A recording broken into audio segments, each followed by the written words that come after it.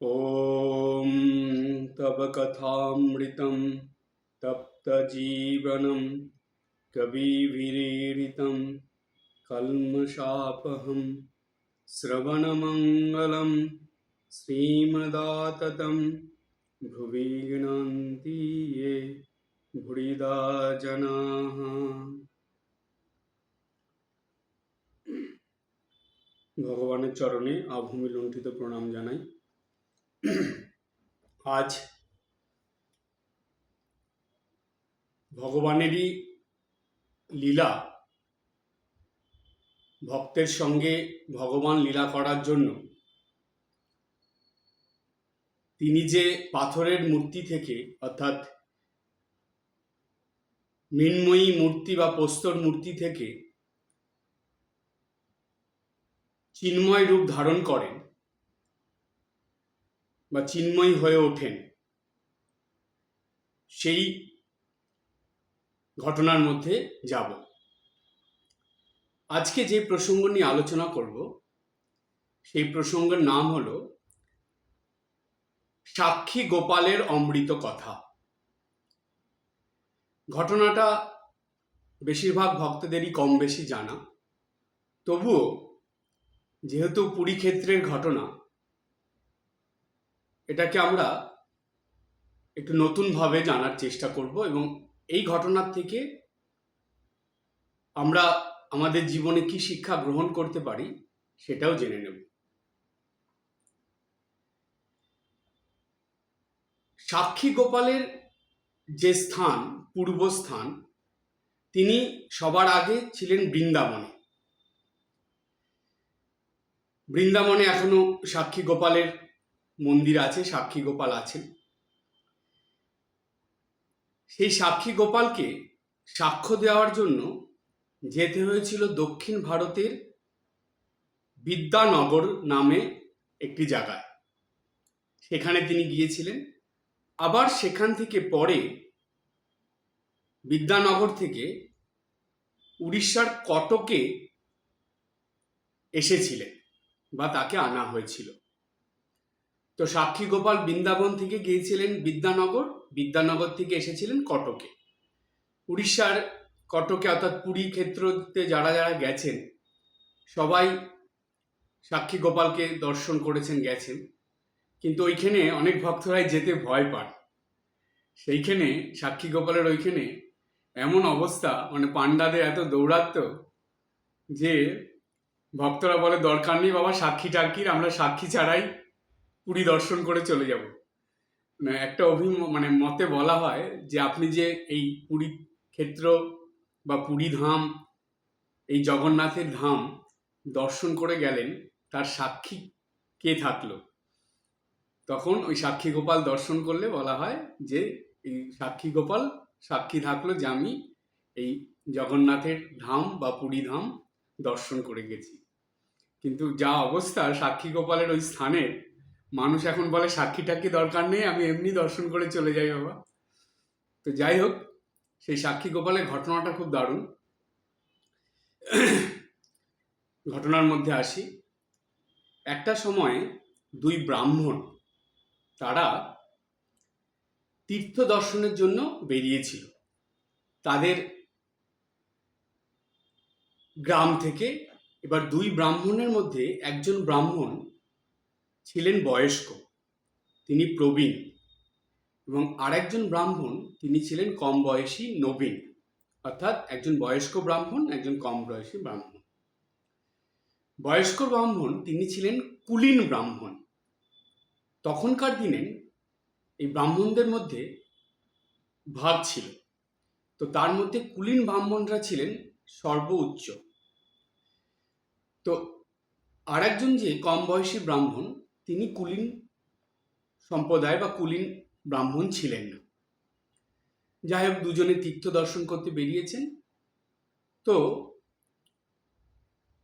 তখনকার সময়ে ব্রাহ্মণদের এটা ছিল যে তারা যেখানেই যাই করুক, ব্রাহ্মণের যে গুণ শাস্ত্রে বর্ণিত আছে সেখান থেকে কোনোভাবেই তারা নিজেদেরকে সরিয়ে নিতেন না, অর্থাৎ সেই গুণ তারা কখনো পরিত্যাগ করতেন না। তো যেহেতু বয়স্ক ব্রাহ্মণকে সঙ্গে করে নিয়ে কম বয়সী ব্রাহ্মণ চলেছেন, তো সুতরাং কম বয়সী ব্রাহ্মণ তিনি মনে মনে এটা ভেবে নিলেন যে তার পিতাকে অর্থাৎ তার বাবাকে তিনি তীর্থ দর্শন করাতে নিয়ে যাচ্ছেন। তো এইরকম মনোভাব নিয়ে চলেছেন, তীর্থ দর্শন করতে যাচ্ছেন বৃন্দাবনে। তো যাতায়াতের পথে, আর তখনকার দিনে তো বেশিরভাগটাই হেঁটে হেঁটে যেতে হতো। তো এই কম বয়সী ব্রাহ্মণ, এই প্রবীণ অর্থাৎ বেশি বয়সী ব্রাহ্মণের খুব সেবা যত্ন করছেন, খুব খেয়াল রাখছেন। খাওয়া দাওয়ার দিক থেকে তিনি জানি অসুস্থ না হয়ে পড়েন, তারপরে তার যাতে কোনো অসুবিধা না হয় সঙ্গে সঙ্গে নিয়ে গিয়ে তীর্থ দর্শন করানো, সব কিছু করাচ্ছেন। তো এইভাবে করাতে বৃন্দাবনে সব জায়গা ঘুরিয়ে দেখিয়েছেন, সেখানে ছিলেন তারা। তো এই বয়স্ক ব্রাহ্মণ কম বয়সী ব্রাহ্মণের উপর ভীষণ প্রসন্ন হয়েছেন, খুব খুশি হয়েছেন। বলছেন যে আজ তোমার জন্যই আমি বৃন্দাবনে সব কিছু ভালোভাবে দেখতে পারলাম। এই তীর্থ দর্শন আমি খুব চিন্তা নিয়ে বেরিয়েছিলাম, ঠিকভাবে করতে পারবো কিনা, আমার বয়স হয়েছে, কিন্তু তুমি থাকাতে আমি খুব ভালোভাবে দর্শন করতে পারলাম। তো এই প্রসন্নতার সঙ্গে তিনি কম বয়সী ব্রাহ্মণকে নিয়ে তীর্থ দর্শন করতে করতে বৃন্দাবনে সাক্ষী গোপালের মন্দিরে তারা বিশ্রাম নিতে বসেছেন। দুজনে বসে সেখানে বিশ্রাম নিচ্ছেন গোপালের মন্দিরে। এবার কথোপকথন হচ্ছে দুজনের মধ্যে। হতে হতে সেই বয়স্ক ব্রাহ্মণ এত খুশি হয়েছেন কম বয়সী ব্রাহ্মণের প্রতি, তাকে জিজ্ঞেস করছেন যে তুমি বিয়ে করেছো কিনা। তো কম বয়সী ব্রাহ্মণ বলছে যে না, আমি এখনো বিয়ে ঠিক করিনি। তো বলছে ঠিক আছে, আমি এই মন্দিরে বসে বলছি যে আমার একটি কন্যা আছে, আমি সেই কন্যার সঙ্গে তোমার বিয়ে দেব, কারণ তোমাকে আমার খুব পছন্দ হয়েছে, খুব ভালো লেগেছে। তোমার মতন এইরকম ব্রাহ্মণ ছেলে পেলে আমার মেয়ের জীবন ধন্য হবে। তো এটা যখন বলেছেন তখন কম বয়সী ব্রাহ্মণ তাকে বলছেন, বয়স্ক ব্রাহ্মণকে বলছেন যে না না, আপনি এটা কি বলছেন, এটা হতে পারে না। বলছে কেন? কারণ আপনি হলেন কুলীন ব্রাহ্মণ, আমি তো কুলীন ব্রাহ্মণ নই। সুতরাং নিয়ম অনুসারে কুলীন ব্রাহ্মণের ঘরের মেয়ে কুলীন ব্রাহ্মণের ঘরের ছেলের সঙ্গেই বিয়ে হবে। সুতরাং আমি তো কুলীন নই, আমার সঙ্গে তো বিয়ে হবে না। তো বলছে যে না না, আমি যখন বলেছি এটা হবে, ওটা কোনো অসুবিধা নেই। তখন কম বয়সী ব্রাহ্মণ বলছে না দেখুন, সমাজের একটা ব্যাপার আছে, সমাজের মানুষ মেনে নেবে না। বলছে যে না, সেটা আমি বলে দেবো, কোনো অসুবিধা হবে না। তারপরেও কম বয়সী ব্রাহ্মণটা বলছে সমাজ মানলেও আপনার বাড়িতে মেনে নেবে না, আপনার পত্নী বা আপনার বাড়ির যে লোকজন আছে আত্মীয় স্বজনরা, তারা মেনে নেবে না। তো তখন বলছে যে না, তুমি এগুলো কি বলছো, কেন এত চিন্তা করছো, সব ঠিক হয়ে যাবে, তুমি এটা নিয়ে ভাববে না। তখন কম বয়সী ব্রাহ্মণ বলছেন যে দেখুন, আপনি যদি কথা দিয়ে ফেলেন তাহলে কিন্তু আপনাকে সেই কথা রাখতে হবে। কারণ ব্রাহ্মণের এই ধর্মের মধ্যেই আছে যে ব্রাহ্মণ তারা মুখ দিয়ে যেটা একবার বের করবে, সেটা কিন্তু যত কঠিন পরিস্থিতি, যত প্রতিকূল পরিস্থিতি হোক না কেন, তাকে কিন্তু এই কথা রাখতেই হবে। তো আপনি সেই জন্য ভেবে চিন্তে কথা দিন। আর আমি বলবো আপনি এই কথা দেবেন না, কেননা এটা সম্ভব নয়, আপনি অসুবিধায় পড়বেন। এই ব্রাহ্মণ, যে কম বয়সী ব্রাহ্মণ, সে খুব পণ্ডিত ছিলেন, অনেক কিছু সে জানতো বা বুঝতে পারতো। সেই জন্য বেশি বয়সী ব্রাহ্মণকে বারবার বলছে যে আপনি এই কাজ করবেন না। কিন্তু বেশি বয়সী ব্রাহ্মণ, তিনি প্রবীণ ব্রাহ্মণ, তিনি কিছুতেই শুনছেন না। তিনি বলছেন না, আমি যেটা বলেছি সেটাই, আমার কন্যার সঙ্গে তোমারই বিয়ে দেব। তখন নবীন ব্রাহ্মণটা বলছে ঠিক আছে, আপনি কিন্তু এই গোপালের সামনে কথা দিলেন, এটা কিন্তু আপনাকে রাখতেই হবে। আমাদের এই যে কথোপকথন হলো, আপনি যে কথা দিলেন, এই কথার সাক্ষী থাকলো এই গোপাল। তো ঠিক আছে, প্রবীণ ব্রাহ্মণ বলল, হ্যাঁ আমি মেনে নিলাম, তাই হবে। যথারীতি তারা তীর্থ দর্শন করে ফিরে গেছেন। তো প্রবীণ ব্রাহ্মণ তার বাড়িতে গেলেন। যেই গ্রামে ছিল তার পাশের গ্রামে থাকতো এই নবীন ব্রাহ্মণ। তারা দুজনেই যার যার বাড়িতে চলে গেল। প্রবীণ ব্রাহ্মণ বাড়িতে গিয়ে তিনি এই কথাটা মাথায় রেখেছেন, কিন্তু পরিবারের কাছে কি করে বলবেন সেটাই ভাবছেন, যে পরিবার মেনে নেবে কিনা। ওই নবীন ব্রাহ্মণ তো ঠিকই বলেছে, আমি কথাটা বলবো কি করে, বলবো কি বলবো না, ভাবতে ভাবতে একদিন সবাইকে ডেকে বলেছেন। যখন এই কথা বলেছেন, এটা শুনে তখন আত্মীয় স্বজনরা সবাই সঙ্গে সঙ্গে না করে, না সে কুলীন ব্রাহ্মণ নয়, তার ঘরে মেয়ে দেওয়া যাবে না। তো এই ব্রাহ্মণ বলছে যে আমি কিন্তু কথা দিয়ে দিয়েছি তাকে, তো আমি তো কথা তো ফেরাতে পারবো না। তখন সবাই বলল যে না, কথা দিলে কি হবে, আমরা তো এটা মেনে নেব না। আর আপনি চিন্তা ভাবনা না করে হঠাৎ করে কেন কথা দিলেন? আমরা জানি না সেই ছেলেটা কেমন, তার বাড়িঘর কেমন, সব কিছু না জেনে আপনি কথা দিয়ে দিলেন। সে কুলীন সম্প্রদায়ের নয়, কুলীন ব্রাহ্মণ নয়, কেন আপনি কথা দিলেন? বাড়িতে এরকম হচ্ছে। এবার যেহেতু ইনি প্রবীণ, তিনি বলছেন যে না, আমি কথা দিয়েছি, কথা রাখতে হবে। তখন তার পত্নী হঠাৎ করে এমন একটা কথা বলে দিয়েছেন যে ব্রাহ্মণ তখন চুপ হয়ে গেলেন। তার পত্নী বললেন যে তুমি যদি জোর করে আমার মেয়েকে ওই ব্রাহ্মণ ছেলের সঙ্গে বিয়ে দাও, তাহলে আমি আত্মহত্যা করব। মুশকিলে পড়ে গেলেন প্রবীণ ব্রাহ্মণ। এবার প্রবীণ ব্রাহ্মণ কিছুক্ষণ চুপ করে থেকে তারপরে বলছেন যে দেখো, আমি তো বৃন্দাবনে গোপাল মন্দিরে বসে গোপালকে সাক্ষী রেখেই কথা দিয়েছি, সুতরাং আমাকে তো এই কথা রাখতেই হবে। তো সেই কথা শুনে তখন ব্রাহ্মণের পত্নী চুপ করে গেল, বলল তুমি গোপাল মন্দিরে বসে গোপালের সামনে বলে দিয়েছ? তখন সবাই চুপ আছে। হঠাৎ করে সেই ব্রাহ্মণের ছেলে, সেই ব্রাহ্মণের এক ছেলে এক মেয়ে ছিল, সেই ছেলেটা তখন বলছে যে আরে ওতে ওতে কোনো অসুবিধা হবে না, তোমার গোপাল কি সাক্ষী দিতে আসবে? তুমি বলবে যে না, সেই কি কথা দিয়েছিলাম, আমার বয়স হয়েছে, আমি ভুলে গেছি, আমি ওই কথা আমার মনে নেই। ওই ব্রাহ্মণ ছেলেটাকে এই কথা বলে দেবে।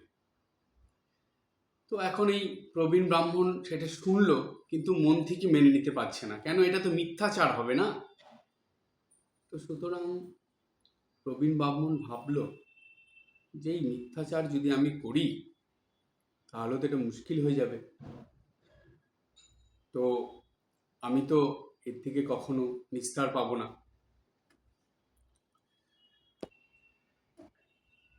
কারণ প্রবীণ ব্রাহ্মণ ভাবল যে মানুষ অজান্তে ভুল করলে ভগবান সেটা ক্ষমা করে দেন, কিন্তু জেনে শুনে যদি ভুল কাজ করে, পাপ করে, জেনে শুনে যদি মিথ্যা আচরণ করে, মিথ্যা কথা বলে, তাহলে সেই অপরাধের বা সেই পাপের কোনো ক্ষমা নেই, ভগবান কখনো তাকে ক্ষমা করেন না। তো এই প্রবীণ ব্রাহ্মণ খুব চিন্তায় পড়ে গেল, কি করবে কি করবে। বেশ কিছুদিন কেটে গেল। তো ওই নবীন ব্রাহ্মণ একদিন এসেছে প্রবীণ ব্রাহ্মণের সঙ্গে দেখা করতে।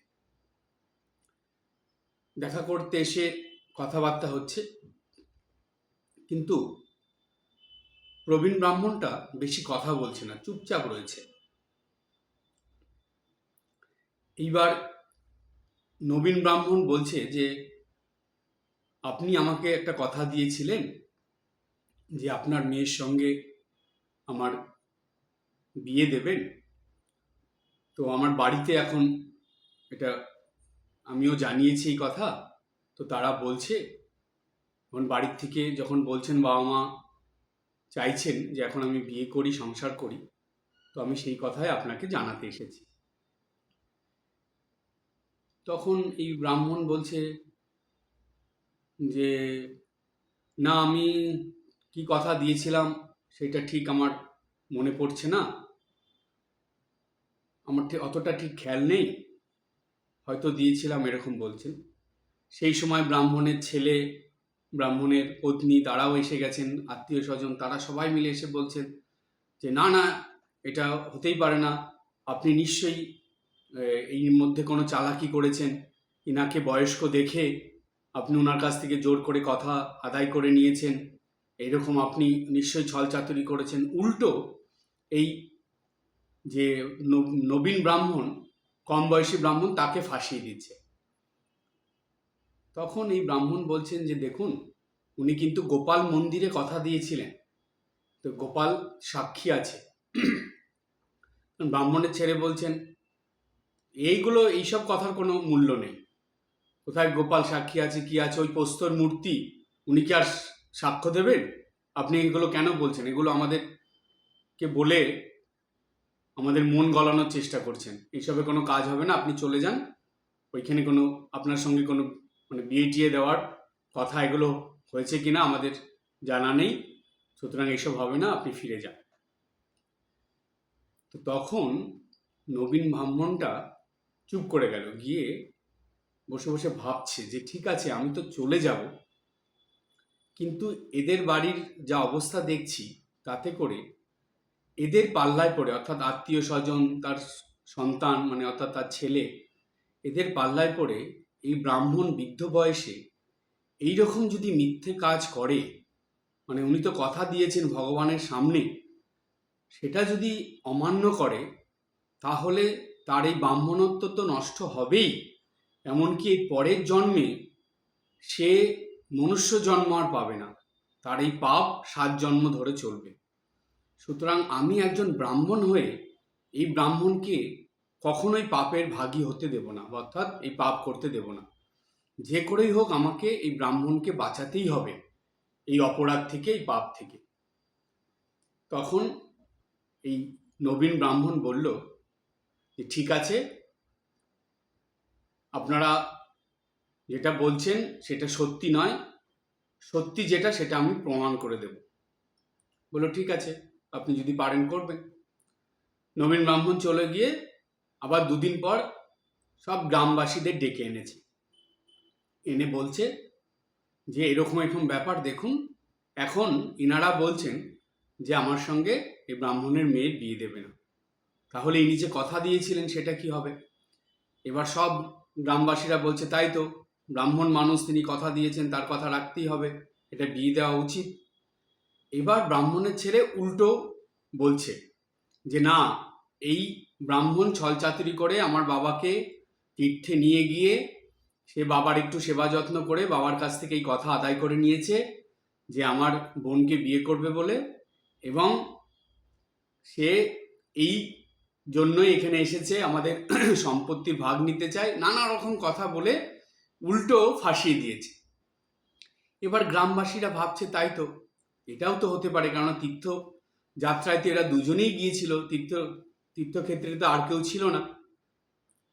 তো তখন গ্রামবাসীরা এই নবীন ব্রাহ্মণকে বলছে যে আপনাকে যে কথা দিয়েছিল তার সাক্ষী কে আছে, কে বলবে এটা? কেননা যিনি বৃদ্ধ ব্রাহ্মণ তিনি তো বলছেন যে না, তার কিছু মনে নেই, তাহলে আপনি বলছেন তিনি কথা দিয়েছিল, তাহলে এখানে প্রমাণটা কি হবে, এর সাক্ষীটা কে দেবে? তো যদি আপনি সাক্ষী জোগাড় করতে পারেন তাহলে আমরা সবাই মেনে নেব যে না, আপনার কথা সত্যি, তখন আমরা সবাই মিলেই ব্রাহ্মণকে জানাবো। সেই সময় ব্রাহ্মণের ছেলে এবং আত্মীয় স্বজন সবাই বলল হ্যাঁ, আপনি যদি সাক্ষী জোগাড় করতে পারেন, যদি আপনার এই কথার সমর্থনে বা সাক্ষ্য দিয়ে কেউ বলে আমাদেরকে, তাহলে আমরা বিশ্বাস করব। কে আছে সাক্ষী দেওয়ার মতন, আপনি জোগাড় করুন। তখন বলছে না, গোপাল আছে, সে সাক্ষী দেবে।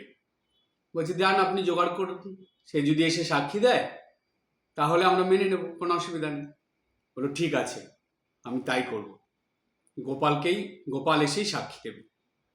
এই কথা বলে নবীন ব্রাহ্মণ সেখান থেকে রওনা দিল। সে আবার তার গ্রাম থেকে বৃন্দাবনে সাক্ষী গোপালের, অর্থাৎ গোপালের মন্দিরে আসলো, গোপালকে নিয়ে যাবে সাক্ষী দেওয়ার জন্য।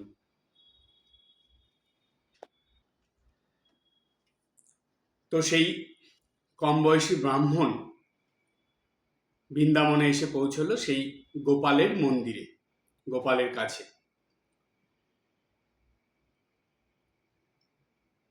ব্রাহ্মণ আসার পরে সেই মন্দিরে যখন তিনি এসে ক্রমাগত গোপালের কাছে প্রার্থনা করছেন, তার সেই প্রার্থনা শুনে সেইখানকার বৃন্দাবনের সে মানুষরা তারা বলছেন যে এই বৃন্দাবনে গোপালের মন্দিরে একটা পাগল এসেছে। তো বলছে কেন? বলছে সে পাগলের মতন শুধু প্রার্থনা করে যাচ্ছে গোপালের কাছে যে তার সঙ্গে তার গ্রামে যাওয়ার জন্য। তো সেই ব্রাহ্মণ কোনো দিকে কান না দিয়ে, কারো কথা না শুনে সে কিচ্ছু জল পর্যন্ত গ্রহণ করেনি, কোনো কিছু না খেয়ে একদম নির্জলা থেকে 3 দিন সেই গোপালের মন্দিরে পড়েছিল। 3 দিন পড়ে থেকে সমানে দিন রাত সে প্রার্থনা করে যাচ্ছে গোপালের কাছে যে তোমার মন্দিরে বসে তোমার সামনেই আমাদের কথোপকথন হয়েছে, তুমি সব জানো, আর তুমি একমাত্র আছো যে সাক্ষ্য দিতে পারবে, তাই সাক্ষী হিসাবে তোমাকে আমার সঙ্গে যেতেই হবে।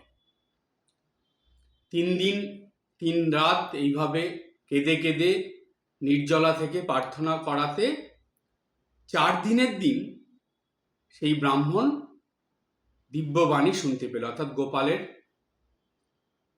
কথা সে শুনল। সেই গোপাল বলল ব্রাহ্মণকে যে ব্রাহ্মণ, তোমার প্রার্থনায়, তোমার ভক্তি বিশ্বাসে আমি প্রসন্ন হয়েছি, ঠিক আছে, তুমি যাও, ওইখানে গিয়ে আমি ঠিক যাব, গিয়ে সাক্ষ্য দেব। তখন এই ব্রাহ্মণ গোপালকে বলছে, গোপালের উদ্দেশ্যে বলল, ব্রাহ্মণ বলে যদি হও চতুর্ভুজ মূর্তি, তবু কেহ না করিবে তাহাতে প্রতীতি। এই মূর্তিতে গিয়া তুমি শ্রীবদনে সাক্ষী দেহ যদি ওগো সর্বলোকে মানে। অর্থাৎ ব্রাহ্মণ বলল যে তুমি তো চতুর্ভুজ হয়ে আছো, এই চতুর্ভুজ মূর্তি নিয়ে তুমি গিয়ে ওইখানে সাক্ষ্য দিলে গ্রামের লোক বিশ্বাস করবে না। এইরকম মূর্তি দেখে তারা, এইভাবে তুমি ওইখানে গেলে তারা সেটা বিশ্বাস করে নেবে না। তাহলে কিভাবে যেতে হবে? বলছে যে তুমি মানুষের মতো, অর্থাৎ 2 বাহু বিশিষ্ট দেহ নিয়ে তুমি ওইখানে যাবে, আর আমার সঙ্গেই যাবে, গিয়ে ওইখানে সাক্ষ্য দিতে হবে। ভক্তের ভগবান, ভক্তের কথা তাকে তো মেনে নিতেই হবে।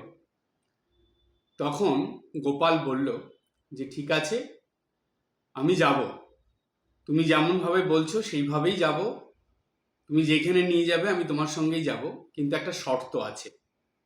সেটা হলো তুমি আগে আগে যাবে, আমি তোমার পিছন পিছনে যাব, আর তুমি যেতে যেতে কখনো পিছন ফিরে তাকাবে না, আমাকে দেখার চেষ্টা করবে না, শুধু আমার পায়ের চলায় নুপুরের শব্দ হবে, সেই নুপুরের শব্দতেই তুমি ভাববে যে আমি তোমার পিছনে পিছনেই আছি।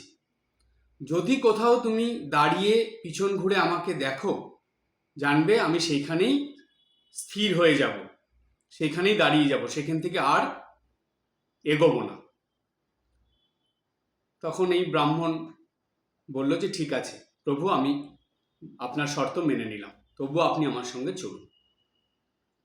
ব্রাহ্মণ চলেছে বৃন্দাবন থেকে নিজের গ্রামের দিকে, হেঁটে চলেছে প্রভুর নাম করতে করতে, এবং পিছনে পিছনে প্রভু গোপাল যাচ্ছে, আর গোপালের পায়ের নুপুরের শব্দ ব্রাহ্মণ শুনতে পাচ্ছে।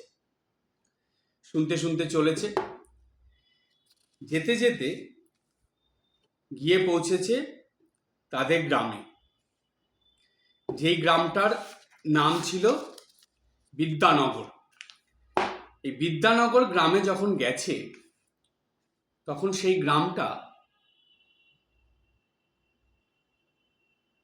শেষও হয়নি, সেইখানে একটা গাছের তলায় নির্জন স্থানে সেই ব্রাহ্মণ দাঁড়িয়ে একটু বিশ্রাম নিচ্ছে।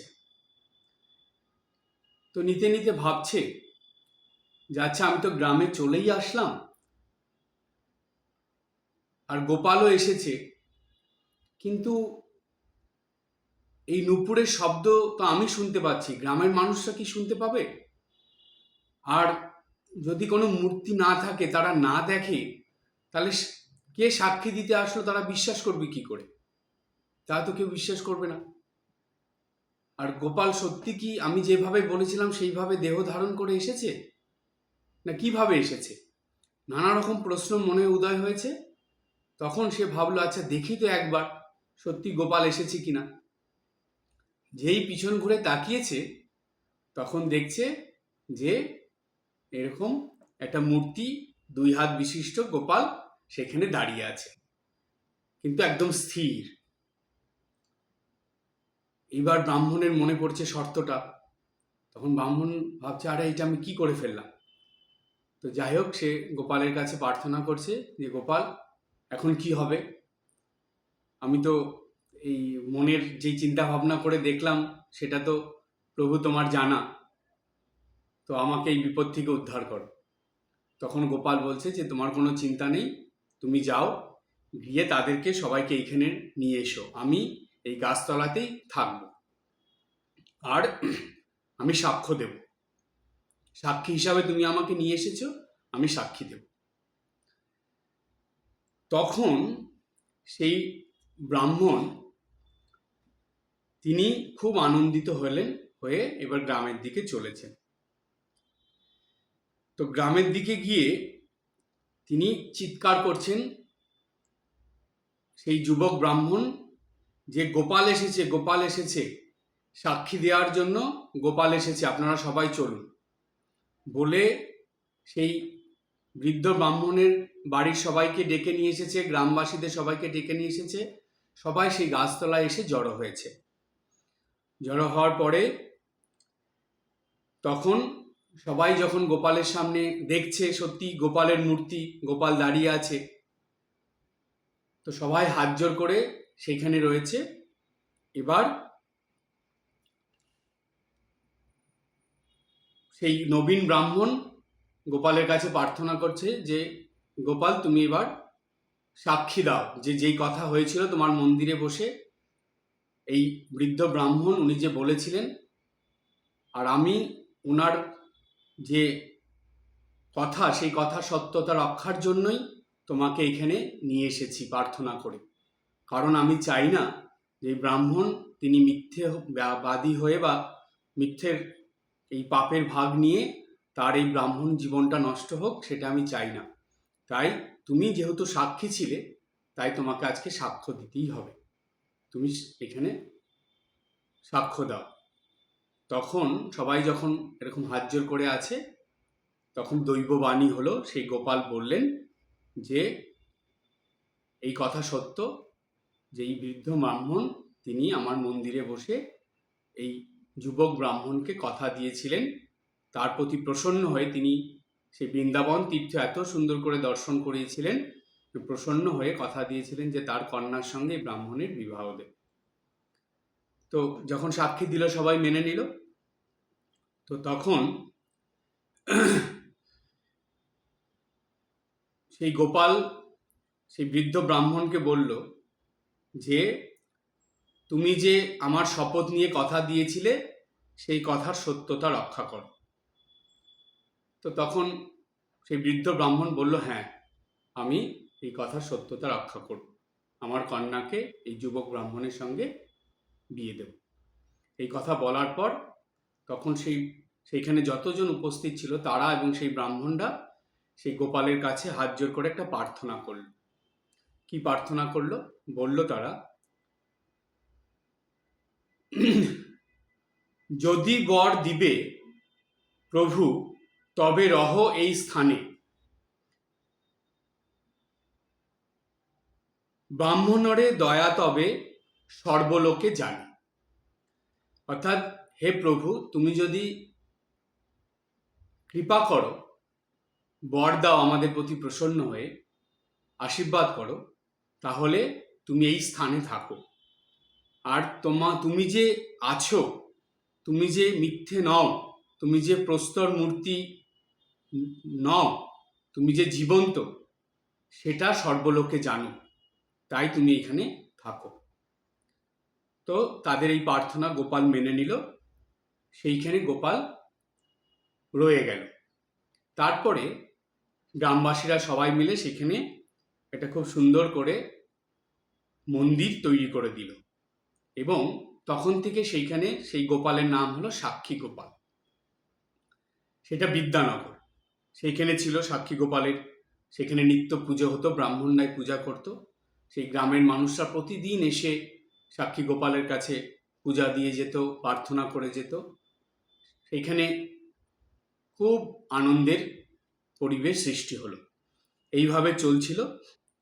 তাহলে গোপাল বৃন্দাবন থেকে গেল বিদ্যানগরে, সেইখানে রইল। এইবার বহুদিন পরে উড়িষ্যার, অর্থাৎ এই এখন যে পুরী নামটা, আগে ছিল সেটা উৎকল।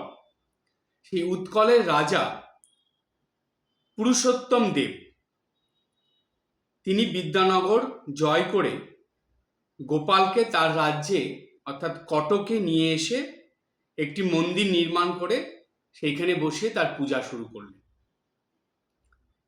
এবার সেই রাজা রানী তারা গিয়ে গোপালের পূজা করে আসতে নিত্যদিন। একদিন রাজা রানীর দুজনের মনেই একটা সংশয় আসলো যে আচ্ছা, আমরা শুনেছি গোপাল খুব জীবন্ত, গোপাল ওইখানে গিয়ে সাক্ষী দিয়েছিলেন, গোপালের ঘটনা সব শুনেছি, কিন্তু তিনি কি সত্যি আছেন? আমরা যে তাকে এই কটকে নিয়ে এসেছি, এখানে রেখেছি, তিনি কি এখানে আছেন?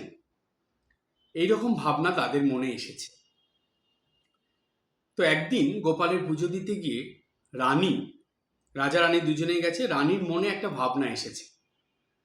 তিনি গোপালের দিকে তাকিয়ে ভাবছেন যে তার ইচ্ছা হয়েছে রানীর মনে যে গোপালের নাকে একটা মুক্তো পরাতে, কিন্তু নাকের মধ্যে তো ফুটো নেই, মানে অর্থাৎ ফাঁক নেই, কোথায় মুক্তোটা পরাবে?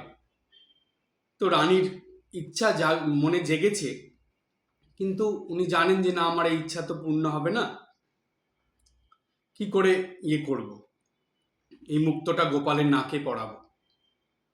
যাক, এই ভাবনা নিয়ে তিনি ফিরে এসেছেন। সেদিন রাত্রে সেই রানী স্বপ্ন দেখলেন। স্বপ্নে গোপাল এসে বলল যে তাকে তার নাকে এই মুক্তোর মালা, মানে মুক্তো পরানোর জন্য। কারণ তিনি বলছেন, গোপাল বলছেন সেই রানীকে স্বপ্নে, বাল্যকালে মাতা মোর নাসা ছিদ্র করি, মুক্তা পড়িয়েছিল বহু যত্ন করি, সেই ছিদ্র অদ্যাপি মোর আছয়ে নাসাতে, সেই মুক্তা পরাহ যাহা চাহিয়াছ দিতে।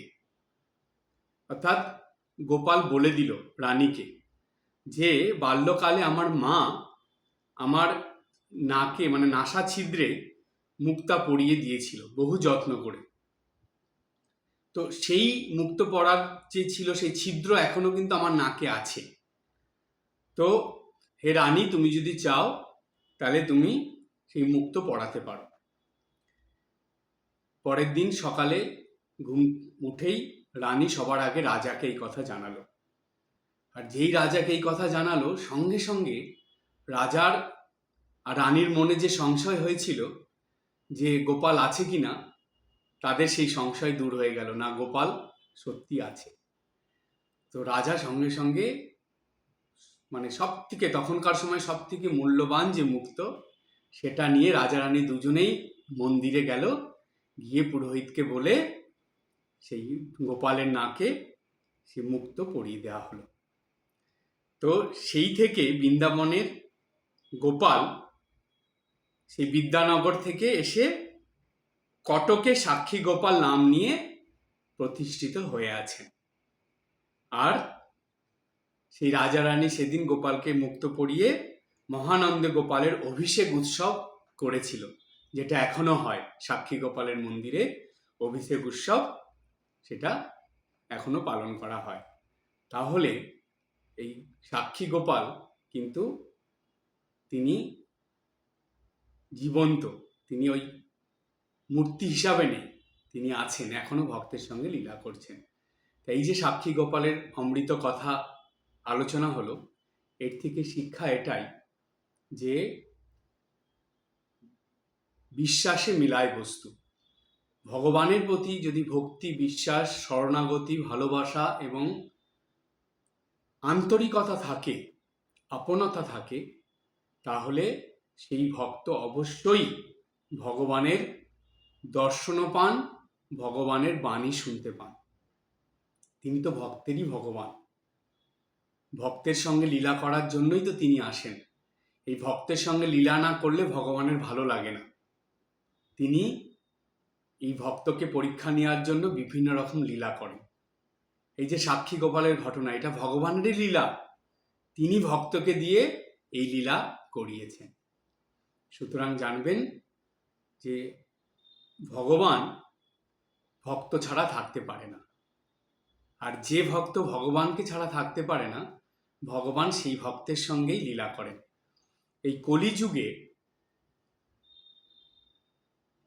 দুজন আছেন, একজন হলেন দেবী কালী, আর একজন হলেন এই গোপাল। এদের দুজনের পূজা করলে বা এদের দুজনের প্রতি ভক্তি, বিশ্বাস, ভালোবাসা রেখে চললে অবশ্যই তাদের